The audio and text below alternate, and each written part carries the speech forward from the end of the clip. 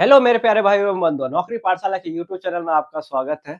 आपको पता ही होगा कि हमारे चैनल में गुड्डू सर आपका आरआरबी ग्रुप डी के जितने भी सेट में पेपर पूछे गए थे, सारे सेट्स का क्या मैथ्स का पेपर भी स्टार्ट कर दिया है। सेम वे में मैं क्या करूंगा, साइंस का भी डिस्कशन क्या करूंगा, स्टार्ट करूंगा। ठीक है ना। तो आज से मैं स्टार्ट करने जा रहा हूँ। मैं आपको अभी फिलहाल मैं वीडियो को क्या करूंगा, रिकॉर्डेड फॉर्म में दूंगा। कुछ दिन के बाद मैं भी क्या कर आने वाला हूँ, आपका लाइव क्लास लेने वाला हूँ। ठीक है ना। तो मुझे पता चला है कि टोटल 101 शिफ्ट में क्या है, पेपर पूछे गए थे। तो इन सारे शिफ्ट को क्या करूंगा, वन बाय वन शिफ्ट को डिस्कस करूंगा, विथ सॉल्यूशन दूंगा आपको, और आपको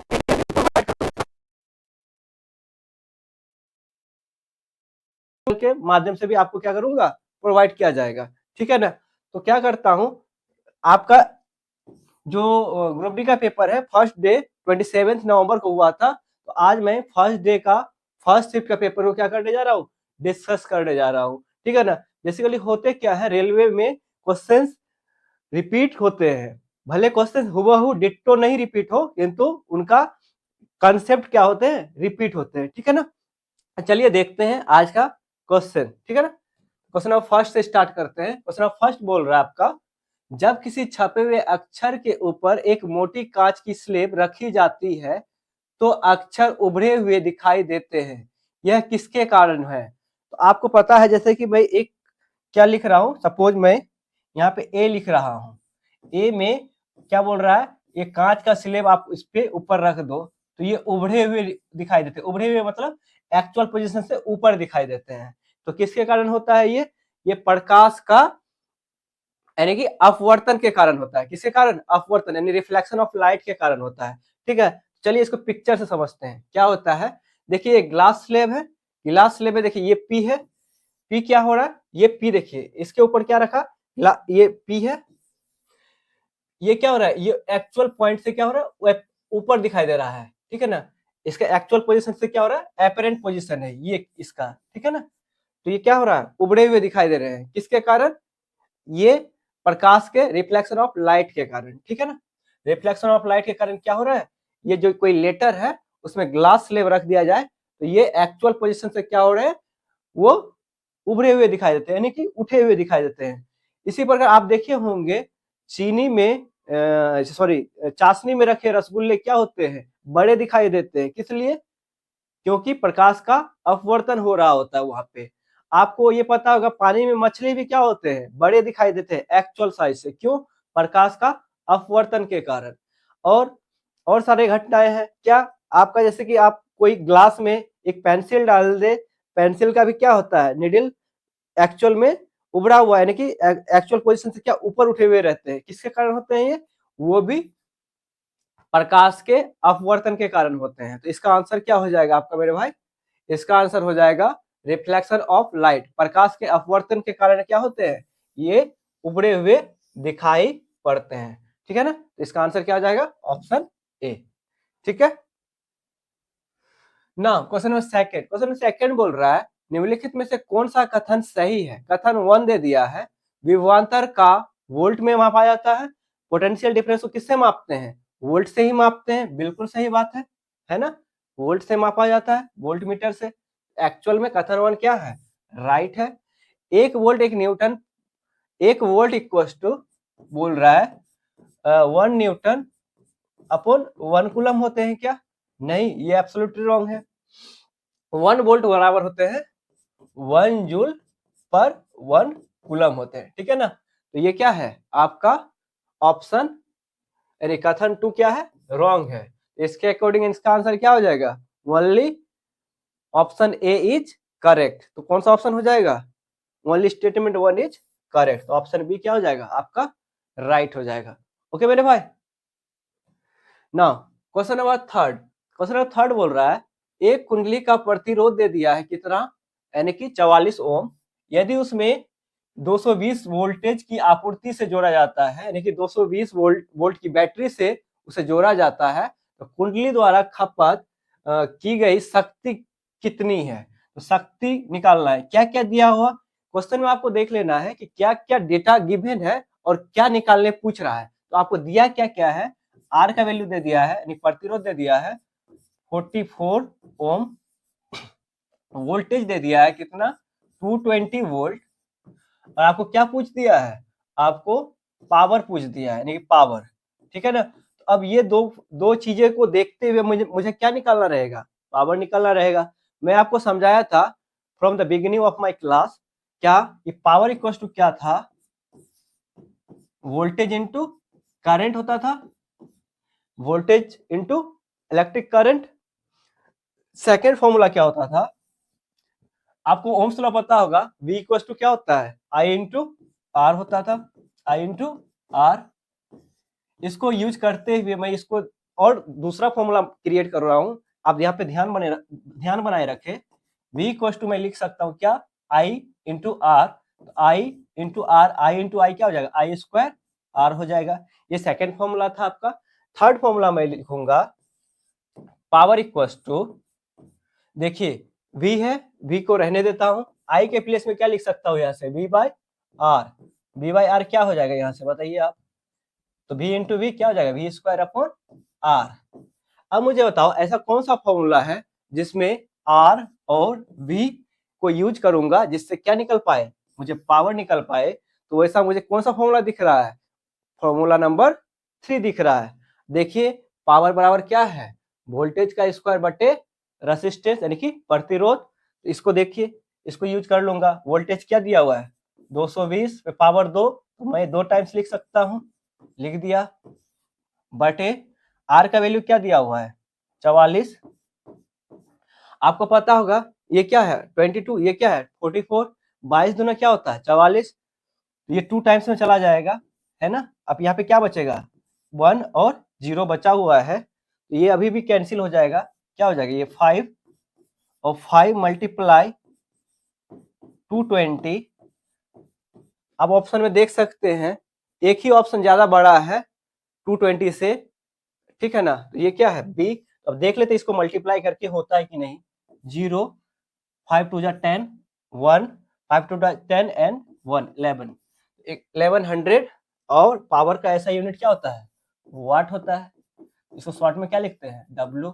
इसका आंसर क्या हो जाएगा ऑप्शन बी, ठीक है। तो आपको ये तीनों फॉर्मूला से सारे पावर के जितने भी क्वेश्चंस हैं वो क्या हो जाएंगे, सॉल्व हो जाएंगे, ठीक है ना। तो आपको ये ध्यान रखना है, आपको ये फॉर्मूला और ये ओम्स लॉ वाला फॉर्मूला ध्यान रखते ही सारे फॉर्मूला क्या कर सकते हैं, आप क्रिएट कर सकते हैं एग्जामिनेशन हॉल में और क्वेश्चन को इजीली क्रैक कर सकते हैं, ठीक है ना।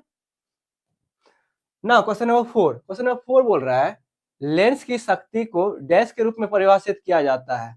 आपको पता है पावर ऑफ लेंस को कैसे दिखाते हैं, पावर ऑफ लेंस क्या होता है, P इक्वल टू 1 अपॉन, ये एफ होता है, एफ क्या है फोकल लेंथ होता है ना, फोकस दूरी, है ना।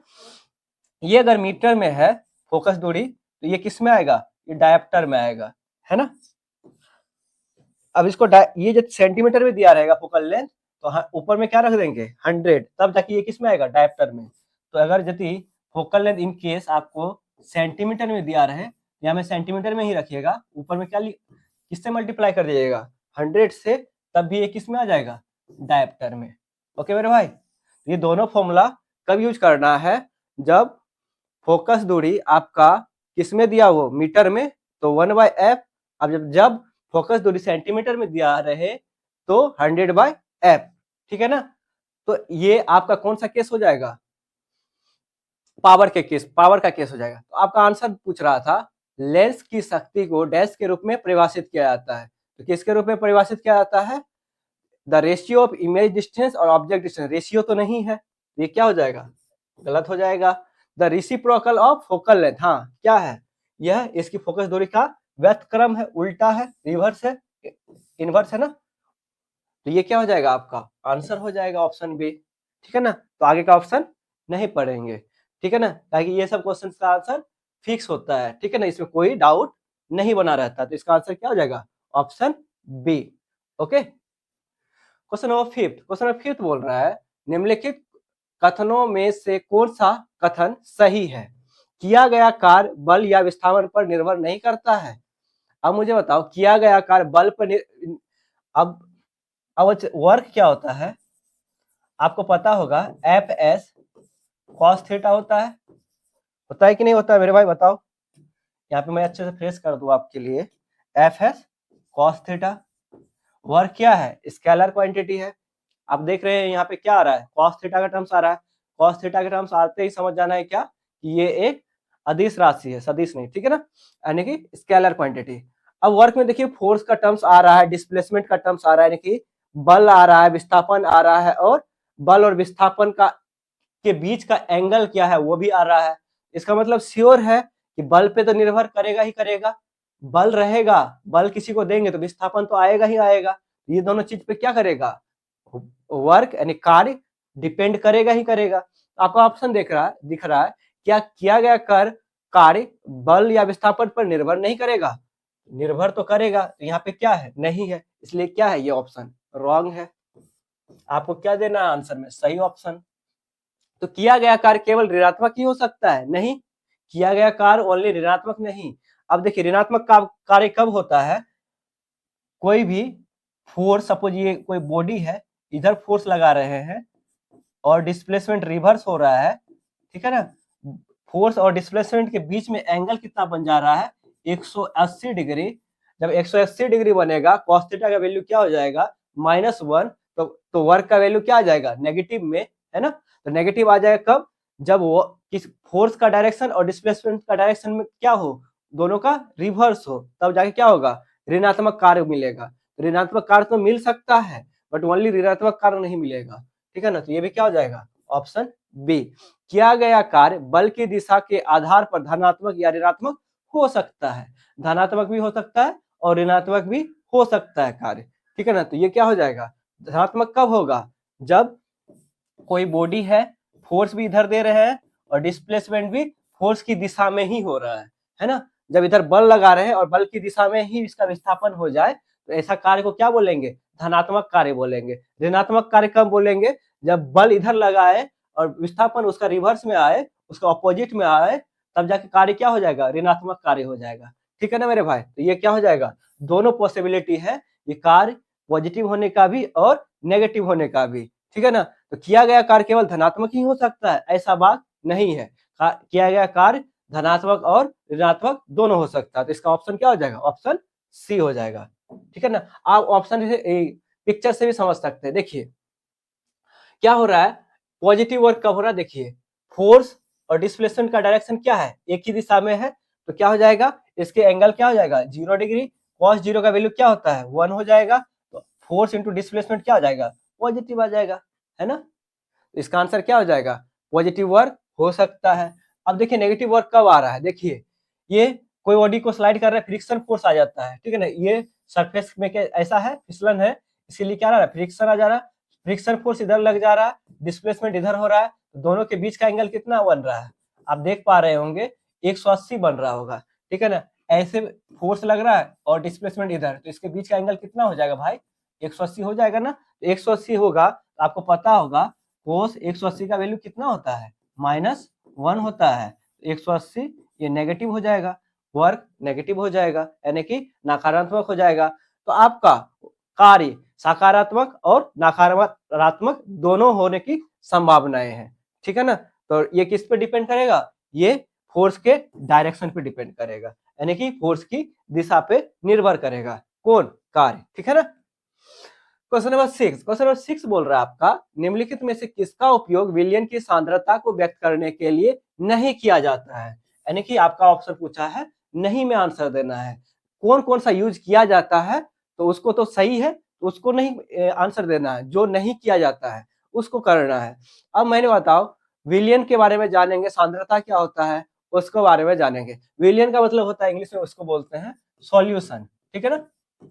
सॉल्यूशन में क्या क्या प्रेजेंट होता है, सॉल्वेंट होता है और सॉल्यूट होता है, ठीक है ना।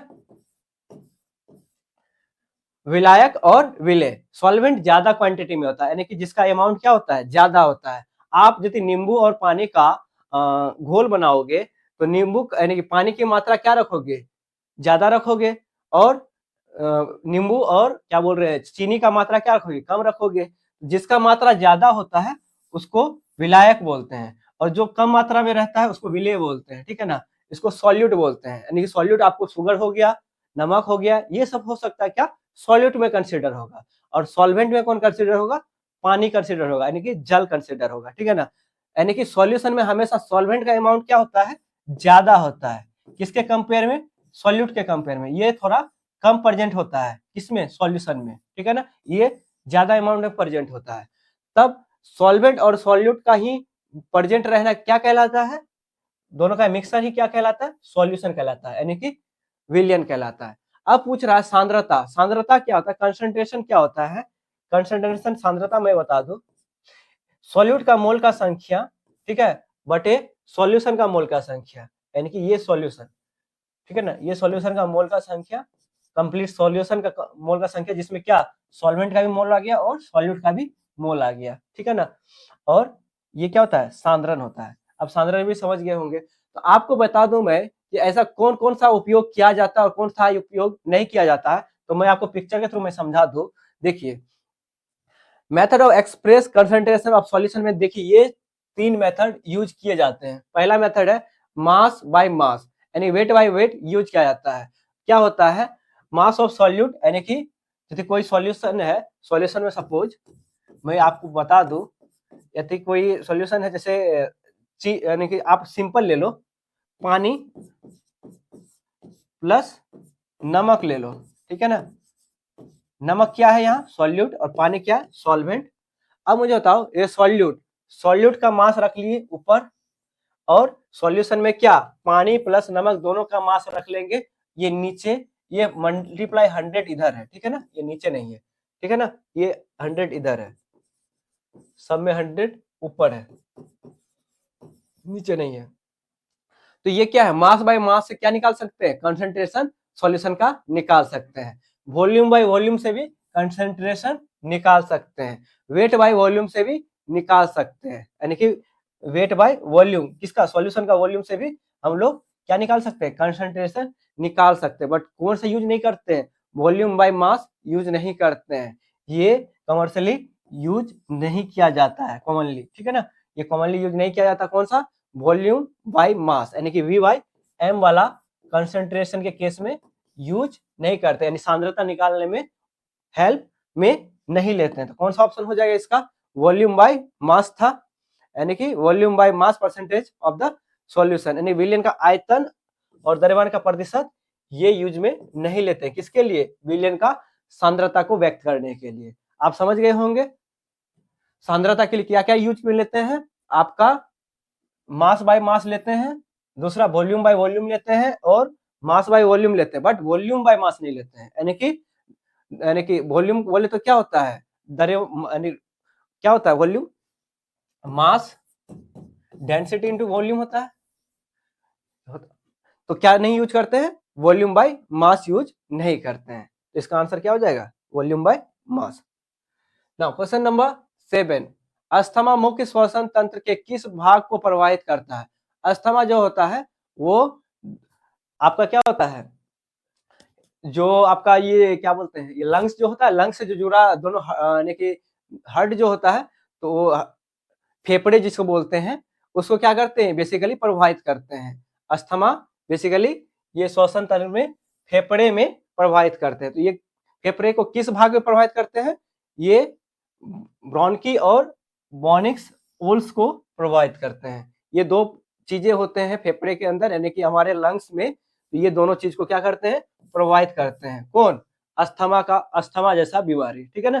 क्वेश्चन नंबर 8, क्वेश्चन नंबर 8 बोल रहा है निम्नलिखित में से कौन सा धातु सक्रियता श्रेणी के मध्य में निष्कर्षित की जाती है। तो सक्रियता श्रेणी के मध्य में जो है निष्कर्षित किया जाता है, वो बेसिकली किसको किया जाता है, वो आयरन को किया जाता है, ठीक है ना, आयरन को, Fe को, ठीक है ना। तो सक्रियता श्रेणी में मध्य में किस धातु को निष्कर्षित किया जाता है, तो लोहे को निष्कर्षित किया जाता है, ठीक है ना। इसका आंसर क्या हो जाएगा, ऑप्शन ए हो जाएगा।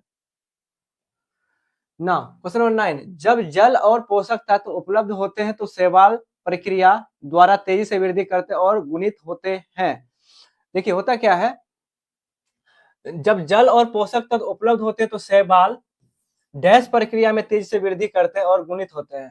देखिए होता है क्या शैवाल के केस में, उसमें उसका एल्गी का क्या होता है, फर्मेंटेशन होता है, ठीक है ना। देखिए ये पेरेंट एल्गी है जिसमें क्या है, एक पेरेंट है जिसका क्या हो रहा है, फर्मेंटेशन हो रहा है, फर्मेंटेशन हो रहा है, फिर क्या हो रहा है, न्यू एल्गी फॉर्म हो रहा है, नया एल्गी बन रहा है, ठीक है ना।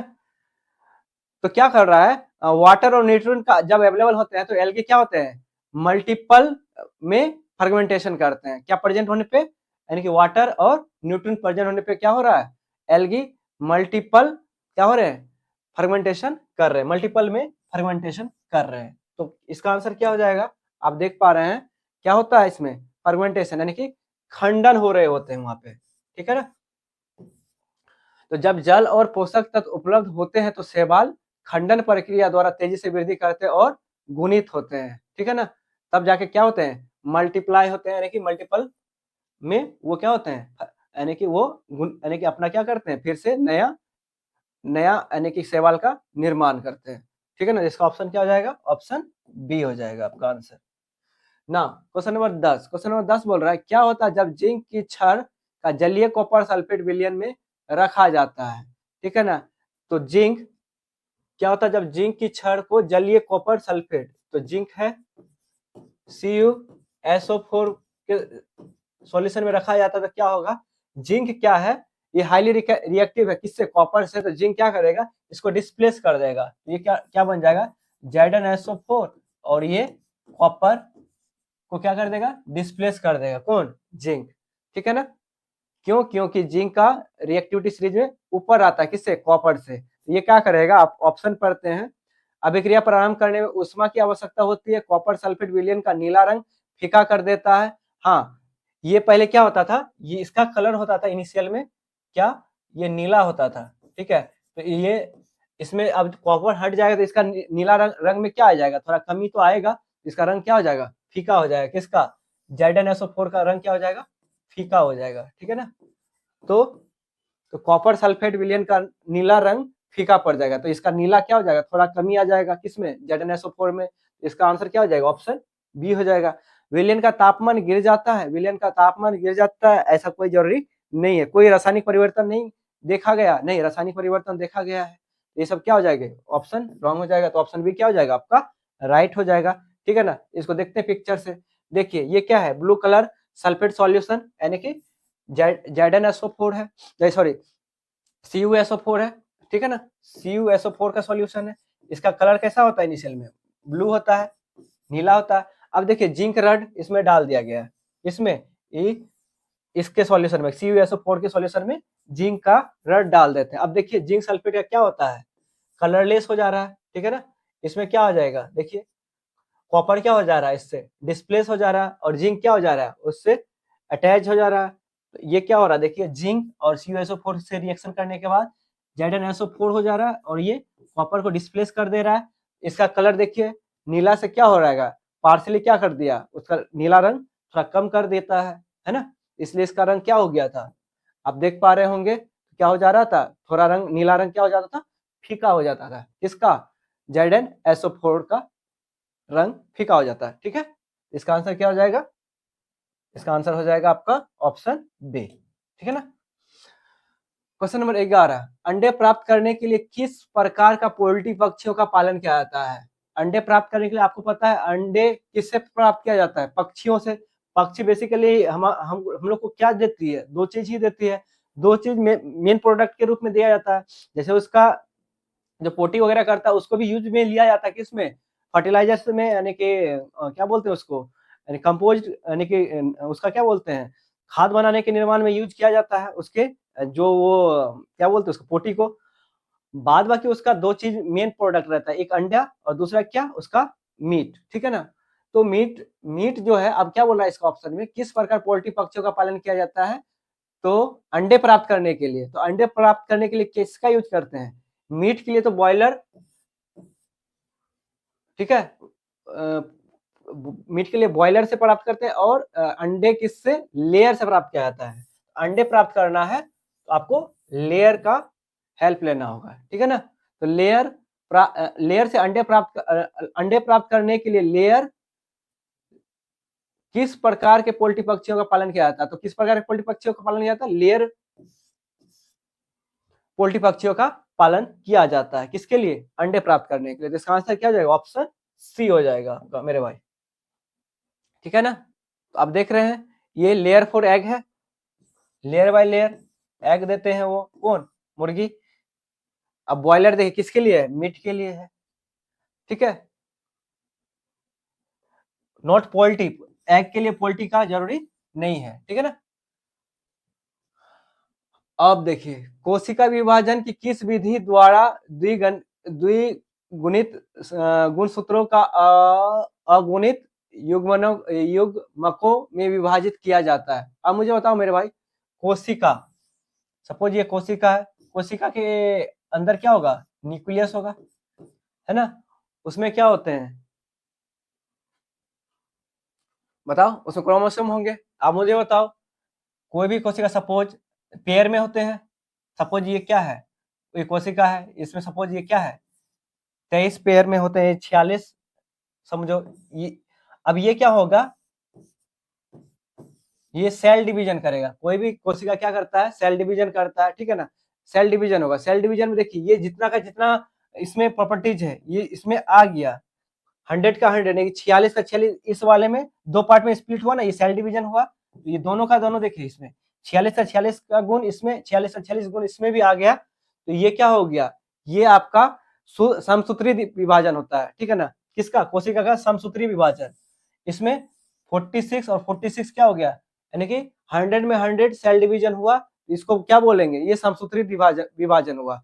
इसी प्रकार कोई भी कोशिका का यदि 50% डिवीजन हो, जैसे ये 46 था, यहाँ पे 23 आ गया इसमें और इसमें 23 प्रॉपर्टी आ गया, तो ये क्या हो गया? अर्धसूत्री विभाजन हो गया, यानी कि क्या हो गया? आधा हो गया विभाजन, ठीक है ना। अब मुझे बताओ, आपका बोला था क्वेश्चन में कोशिका विभाजन की किस विधि द्वारा द्विगुणित गुणसूत्रों को अगुणित युग्मकों को विभाजित किया जाता है, यानी द्विगुणित, ठीक है ना। द्विगुणित माने यानी कि इसको क्या बोलते हैं? यानी कि अर्धसूत्री विभाजन, ठीक है ना। तो किसमें होता है द्विगुणित? अर्धसूत्री विभाजन में क्या होता है? द्विगुणित गुणसूत्रों का द्विगुणित गुणसूत्रों को अगुणित युग्मकों में विभाजित किया जाता है, ठीक है ना। तो वो पॉसिबल किसमें होता है? अर्धसूत्री विभाजन में, ठीक है ना। तो इसका आंसर क्या हो जाएगा? अर्धसूत्री में, ठीक है ना। इसका आंसर हो जाएगा ऑप्शन ए। आप पिक्चर से भी समझ सकते हैं, ठीक है ना। नाउ क्वेश्चन नंबर 13, एक ध्वनि तरंग की आवृत्ति 50 हर्ज है, एक तरंग पूरी होने में इसे कितना समय लगेगा, ठीक है ना। अब मुझे बताओ ध्वनि तरंग की आवृत्ति यानी कि क्या दिया हुआ है? फ्रीक्वेंसी दे दिया है, कितना? 50 हर्ज। आपको पता होगा इंडिया में फ्रीक्वेंसी कितना कंसिडर किया जाता है?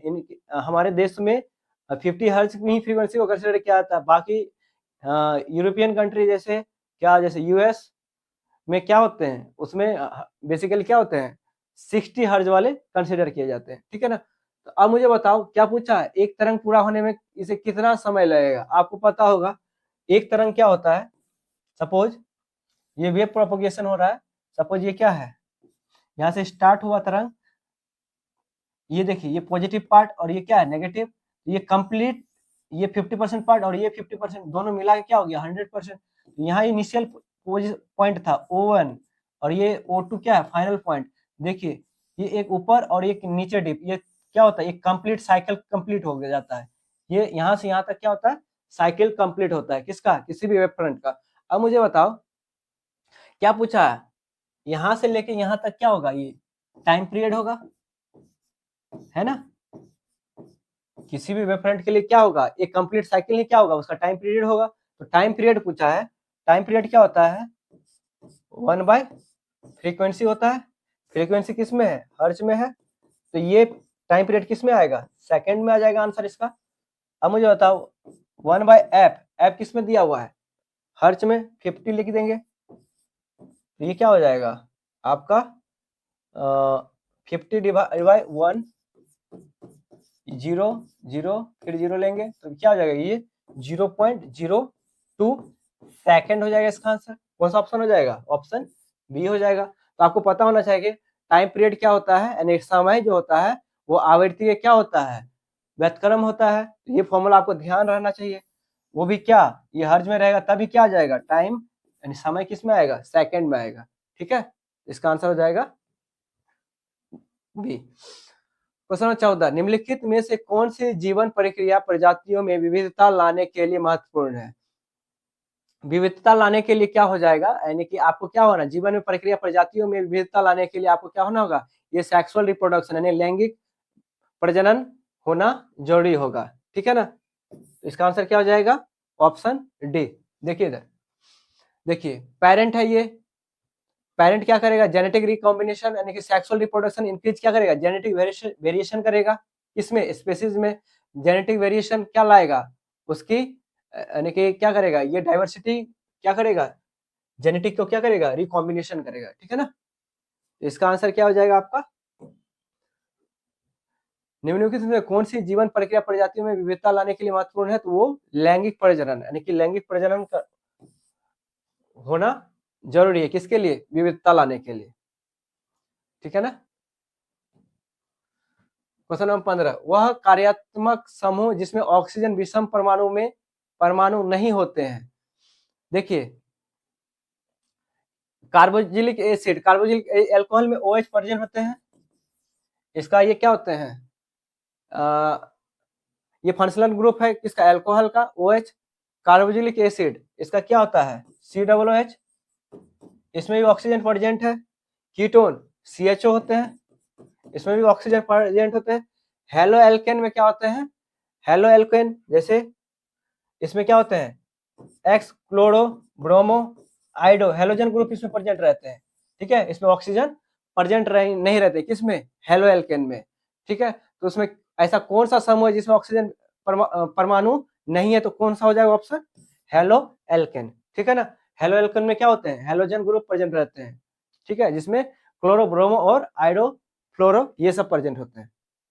नाउ क्वेश्चन नंबर 16 बोल रहा है, निम्नलिखित में से कौन सा कथन स्थिर अनुपात के नियम को का सर्वोत्तम रूप से वर्णन करता है। स्थिर अनुपात का नियम जो है, किसी भी रासायनिक यौगिक में समान तत्व सदैव द्रव्यमान के नियत अनुपात में होते हैं, जैसे H2O है, ठीक है ना। हाइड्रोजन का कितना एटम होता है, 1, ठीक है। एटॉमिक नंबर क्या होता है, 1, और एटॉमिक मास में क्या होता है, 1 होता है। इसमें देखिए ये 2 और ये क्या 16, ये क्या है, ये 1:8 में रेशियो में क्या है, प्रेजेंट है, क्या, हाइड्रोजन और ऑक्सीजन, किसमें, जल में। तो ये क्या होगा, फिक्स होगा, किसमें, किसी भी मॉलिक्यूल में। तो ये क्या बोल रहा है, किसी रासायनिक यौगिक में समान तत्व सदैव द्रव्यमान के नियत अनुपात में होते हैं, यानी फिक्स अनुपात में होते हैं, बिल्कुल सही बात है, क्या होते हैं, वो फिक्स अनुपात में होते हैं, ठीक है ना। ये क्या है, फिक्स है। हाइड्रोजन में आपको 1:8 रेशियो में क्या होगा, उसका एटॉमिक मास प्रेजेंट होना ही होगा, किसमें, जल में। तो ये क्या है, फिक्स है, बात सही है। दूसरा ऑप्शन बोल रहा है, किसी अभिक्रिया के दौरान परमाणुओं के लघु कणों की विभाजित किया जा सकता है। किसी अभिक्रिया के दौरान परमाणु को लघु कणों नहीं, कणों को विभाजित नहीं किया सकता, छोटे छोटे कण को विभाजित नहीं कर सकते हैं, हाइड्रोजन को हाइड्रोजन में स्प्लिट कर करके नहीं कर सकते हैं। हाइड्रोजन क्या है, एक कोई भी क्या है, जैसे क्या है, हाइड्रोजन क्या एक तत्व है, हाइड्रोजन एक तत्व ही बना रहेगा, ठीक है ना, वो और स्प्लिट नहीं होगा। रासायनिक अभिक्रिया में द्रव्यमान ना तो निर्माण हो सकते हैं और ना ही विनाश हो सकते हैं, बिल्कुल। यानी कि आपको पता है ना, ये क्या होते हैं, इन chemical reaction the mass can not be created nor destroyed, ना ही निर्माण कर सकते हैं ना ही उसको विनाश कर सकते हैं। तो ये भी क्या है, गलत है, किसी स्थिर अनुपात के नियम का पालन नहीं कर रहा है। बोल रहा है किसी यौगिक का तत्व में यथाहित अनुपात में पाए जाते हैं, यानी कि element in the compound are always found in the random proportion में नहीं, उन्हें फिक्स प्रोपोर्शन में पाए जाते हैं। तो ये भी क्या है, रॉन्ग है। तो आपका आंसर क्या हो जाएगा, ऑप्शन ए, किसी भी रासायनिक यौगिक में समान तत्व सदैव द्रव्यमान में नियत अनुपात में रहते हैं, यानी कि कांस्टेंट अनुपात में रहते हैं, फिक्स रहते हैं, ठीक है ना। आप देख लीजिए यहाँ पे law of conservation of proportion, देखिए क्या है, हाइड्रोजन H2O, 2 हाइड्रोजन एटम एक ऑक्सीजन एटम से मिलकर क्या बनाता है, जल बनाता है। अब देखिए मैंने बताया था ना, जैसे ये 2 है तो ये 2:16, ये क्या हो जाएगा 1:8। 1 पार्ट मास में क्या हाइड्रोजन है और 8 पार्ट में क्या है, ऑक्सीजन है। ये फिक्स रेशियो में है, ठीक है ना। तो element in a compound are always present in a fixed proportion by mass, ठीक है ना। तो किसी भी लॉ क्या बताता है, लॉ ऑफ कांस्टेंट प्रोपोर्शन क्या होते हैं, मास किसी भी तो यानी कि मॉलिक्यूल में क्या होते हैं, फिक्स प्रोपोर्शन में प्रेजेंट होते हैं। तो बात सही है, आप समझ सकते हैं। क्वेश्चन नंबर 17, निम्नलिखित में से कौन सा एक समान वृत्तीय गति का एक उदाहरण है। एक समान वृत्तीय गति, आपको पता है अपनी पटरी में गतिमान एक ट्रेन, पटरी जैसे ये है, इसमें ट्रेन चलेगी। अब मुझे बताओ, सपोज ये ट्रेन है,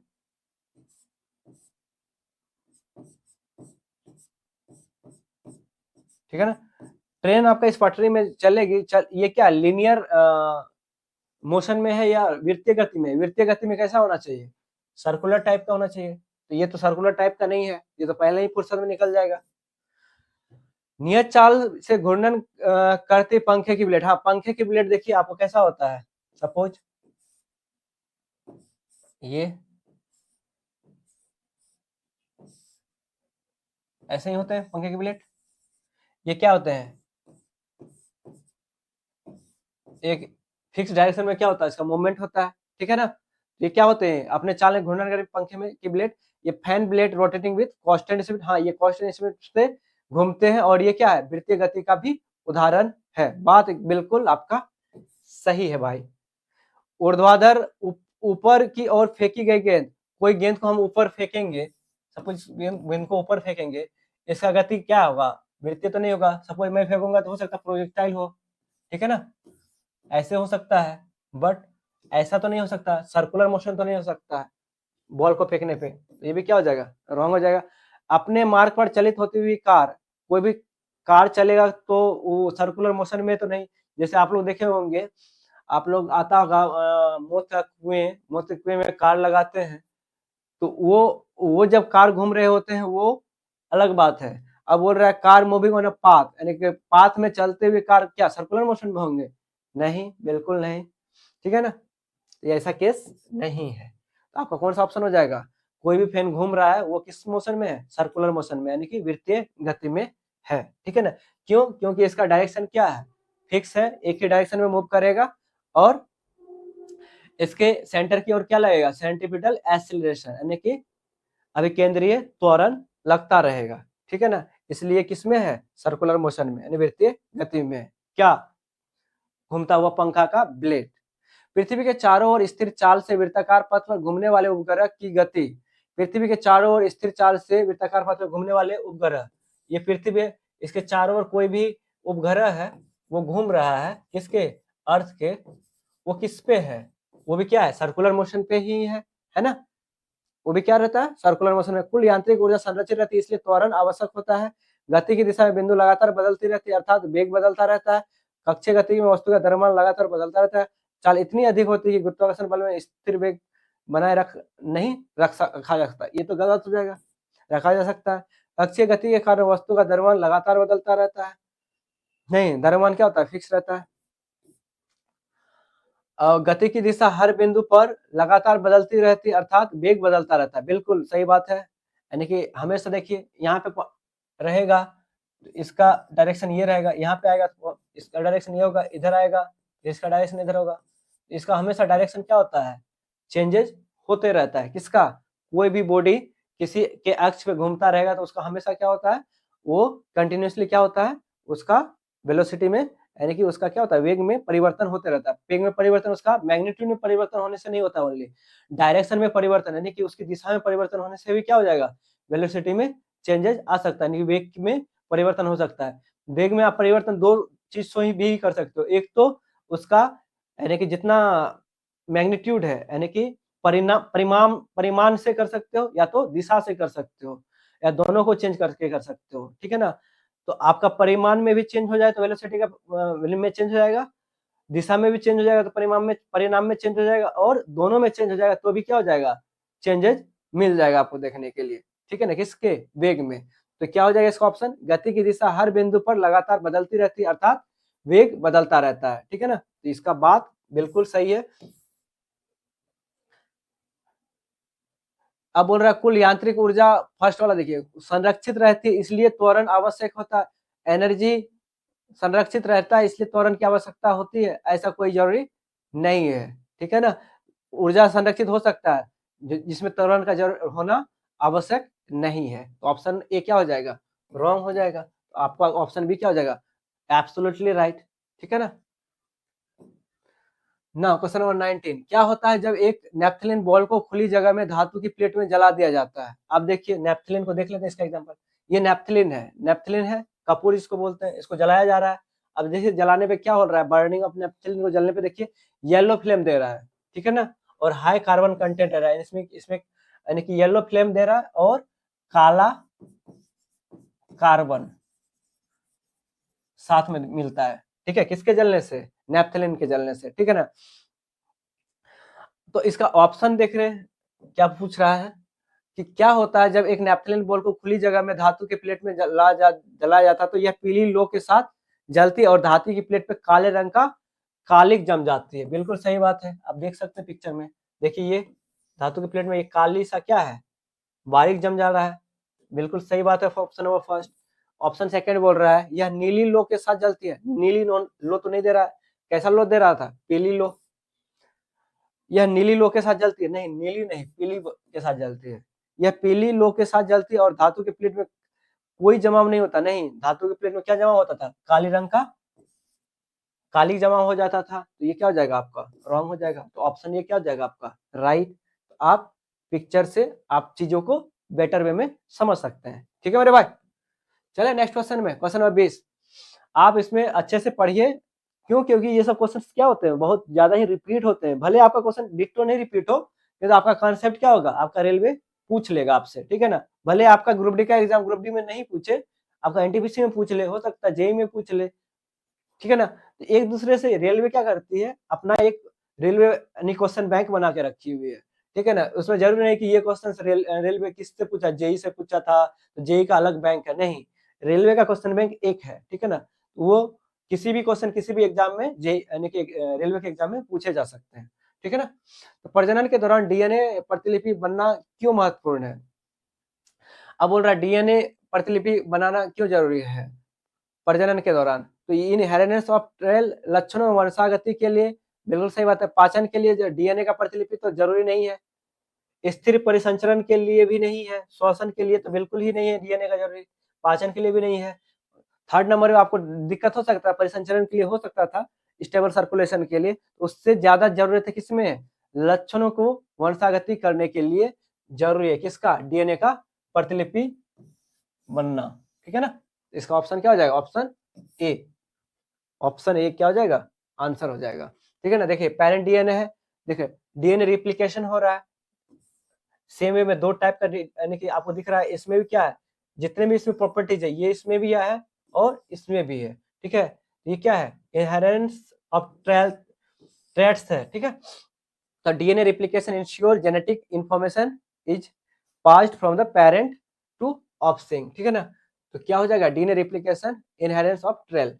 तो क्या जरूरी है, लक्षणों का वंशागति के लिए डीएनए का प्रतिलिपि बनना जरूरी है। तो इसका ऑप्शन क्या हो जाएगा, ऑप्शन फर्स्ट आपका राइट आंसर हो जाएगा। क्वेश्चन नंबर 21, निम्नलिखित में से कौन सा विकल्प मछली संवर्धन शब्द का सर्वोत्तम रूप में वर्णन करता है। आपको इसको पिक्चर से समझाते हैं। देखिए ये जो होता है कल्चरल फिश यानी फिश फार्मिंग जो होता है, जैसे कोई भी एक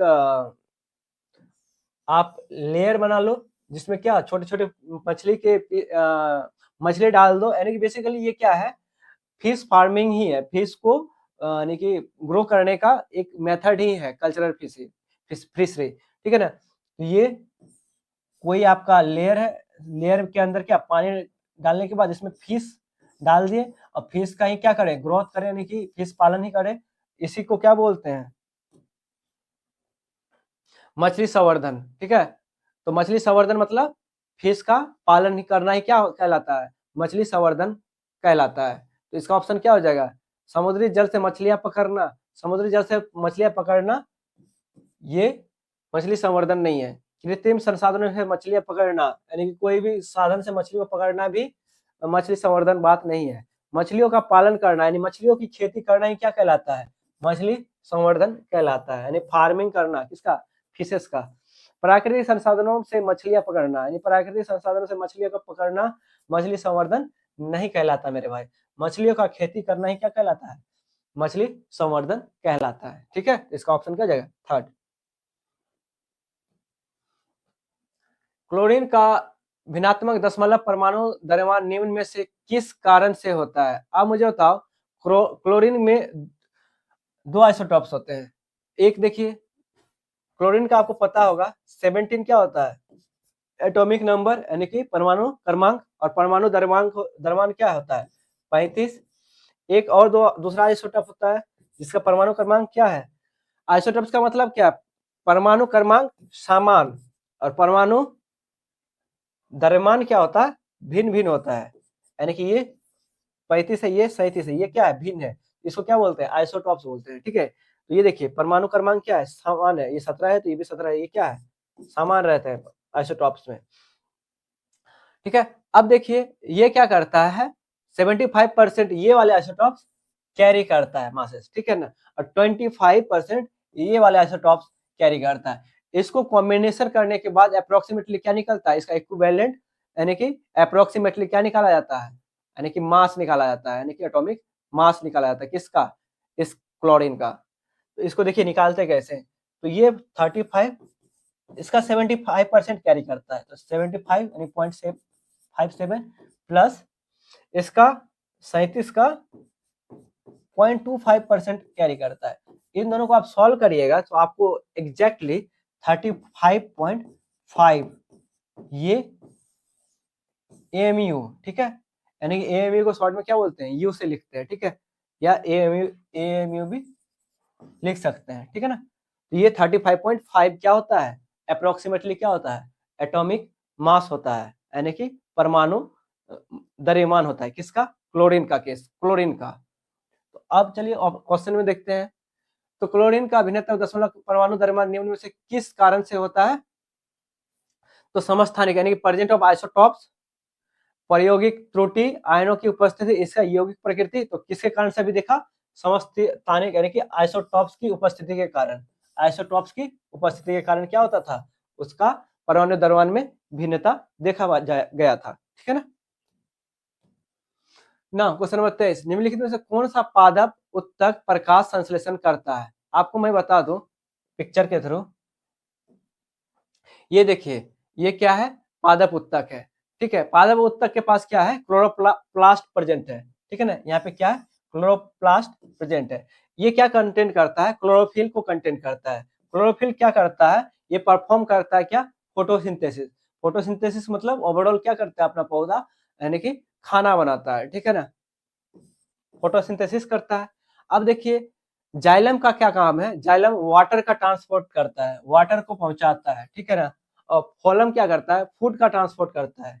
ठीक है ना, और स्क्लेरन काइमा क्या करता है? वो सपोर्ट करता है। ठीक है ना, सपोर्ट सिस्टम बनाए रखता है स्क्लेरन काइमा। अब तो आपको बोल रहा है क्वेश्चन में बोल रहा था आपका क्या? निम्नलिखित में से कौन सा पादप उत्तक प्रकाश संश्लेषण करता है? प्रकाश संश्लेषण के लिए कौन कौन सा इसमें हेल्प करता है? जाइलम तो नहीं, फोलम भी नहीं, स्क्लेरन काइमा भी सपोर्ट करता था। जाइलम क्या? जल को पहुंचाता था। जाइलम मतलब आप ध्यान रख सकते हैं, जौ से जाइलम, जौ से जल। ठीक है, फल मतलब फ से फल, तो फल यानी कि भोजन भी बोल सकते हैं इसको। ठीक है ना, ठीक है ना, फूड। तो फाइलम मतलब भोजन भी। ऐसा ध्यान रखने के लिए मैं अपना ट्रिक बता रहा हूं। और क्लोरन काइमा के कारण क्या होता है? इसमें प्रकाश संश्लेषण होता है। ठीक है ना, तो ये क्या हो जाएगा आपका आंसर? स्क्लेरन काइमा क्या था? सपोर्ट करता था, सपोर्ट सिस्टम देता था, प्रोवाइड करता था पौधे को। कौन? स्क्लेरन काइमा। तो इसका आंसर क्या हो जाएगा आपका? Option C.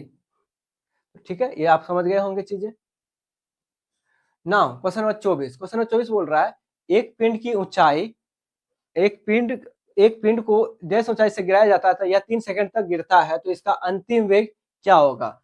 ठीक है ना, कोई भी ऑब्जेक्ट को,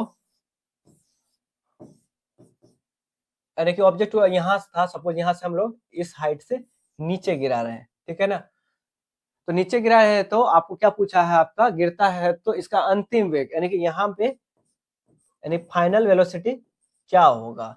यानी जी का वैल्यू आपको दे दिया है क्या? कितना? 10 मीटर पर सेकंड स्क्वायर। आपको पता है जी क्या है? कांस्टेंट है। जी कांस्टेंट के टर्म्स में क्या होता था? 3 फॉर्मूला यूज कर सकते थे। कौन कौन सा? First v equal to u plus at, second s equal to ut plus half at square, and third one is v square equal to u square plus 2as। आपको पता है इनिशियल में वेलोसिटी, यहाँ यदि कोई टच किया हुआ है, बॉडी को पकड़ा हुआ है, इनिशियल में वेलोसिटी क्या होगा, zero, just before the release, यानी कि रिलीज करने से पहले ऑब्जेक्ट का वेलोसिटी क्या हो रहा होगा, जीरो रहा होगा। जब छोड़ रहे होंगे तब तो वेलोसिटी उसमें गेन किया होगा, तब जाकर ऑब्जेक्ट कहाँ पहुंचेगा, ग्राउंड में पहुंचेगा। जस्ट बिफोर, यानी कि ये ग्राउंड से पहुंचने से पहले क्या पूछा है, आपका वेलोसिटी क्या होगा, जस्ट जैसे ये हाइट सपोज ये 10 है तो 9.999 हाइट में आपका वेलोसिटी क्या पूछ रहा है आपसे क्वेश्चन में, तो उसको कंसीडर करेंगे क्या, हाइट 10 ही, ठीक है ना। तो आपको जस्ट बिफोर यानी कि just after reaching the ground, उससे पहले, है ना, just before reaching the ground, उससे पहले क्या निकालना है, आपका वेलोसिटी कैलकुलेट करना है। तो आपको देखिए वेलोसिटी के टर्म्स में आपको दो फॉर्मूला दिख रहा है, फर्स्ट एंड थर्ड।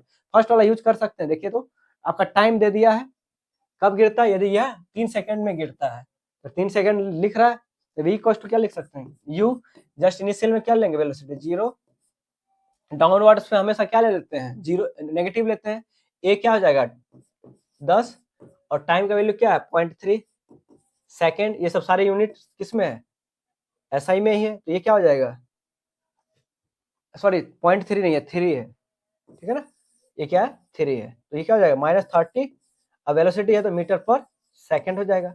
अब 30 क्या है, तो आपको मैग्नीट्यूड दिखाना है बस, तो 30 क्या हो जाएगा, आपका आंसर हो जाएगा। एंड 30 मीटर पर सेकंड से क्या होगा, ये बॉल ग्राउंड को टच करेगा। ओके मेरे भाई, आपको चीजें समझ में आ रहा है, ये तीनों फॉर्मूला को कैसे यूज करेंगे आप, यदि ये आपको इजीली हो गया ये वाला, आप इसको इस फॉर्मूले से भी कैलकुलेट कर सकते थे, बट उसमें क्या हो जाएगा, टाइम ज्यादा लग जाएगा। तो आपको टाइम सेव करना है कहाँ पे, एग्जाम में, आप एग्जाम में हो तो आपको बेस्ट वे से आंसर निकालना है और टिक करना है, और नेक्स्ट क्वेश्चन में जो टाइम सेव किए उसको देना है, जिससे क्या हो, प्रोडक्टिविटी बढ़े, एग्जाम में नंबर गेन ज्यादा करे, जिससे क्या हो, सिलेक्शन फाइनल हो पाए ना। Question number last, question number 25, साबुन की सफाई क्रिया में मिसेल्स का भूमिका क्या होता है। अब मुझे बताओ, जब कोई गंदगी हो गया जैसे ऑयल और डर्ट, ठीक है ना, मिसेल्स में क्या होता है, एक होता है हाइड्रोफिलिक और एक होता है हाइड्रोफोबिक। हाइड्रोफिलिक पार्ट जो होता है वो वाटर को क्या करता है, लव करता है, वाटर अपने ओर क्या करता है, एब्जॉर्ब करता है, कौन, हाइड्रोफिलिक। और हाइड्रोफोबिक क्या करता है, वो वाटर को अपने ओर एब्जॉर्ब नहीं करता है, ठीक है ना।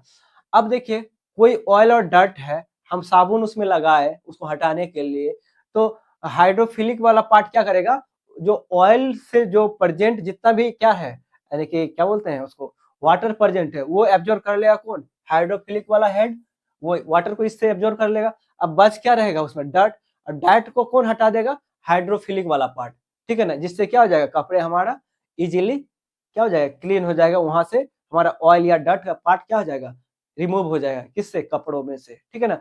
तो ऑयल में क्या प्रेजेंट है आपको पता दो, तो ऑयल में क्या है, बेसिकली कोई यानी कि उसमें डर्ट हो सकता है, उसमें क्या लिक्विड प्रेजेंट हो सकता है, तो लिक्विड कौन एब्जॉर्ब कर लेगा, ये हाइड्रोफिलिक वाला हेड, और हाइड्रोफोबिक वाला हेड किसको एब्जॉर्ब कर लेगा, बाकी चीज को, जिससे ये क्या हो जाएगा, पूरा कंप्लीटली क्या हो जाएगा, रिमूव हो जाता है, कौन, कपड़ों में। तो इसका मिसल्स का काम क्या है, ये दो पार्ट में चीजों को क्या करके अलग करके क्या करना, इसको सफाई कर देना, यानी कि वहां से दाग को रिमूव कर देना, ठीक है ना।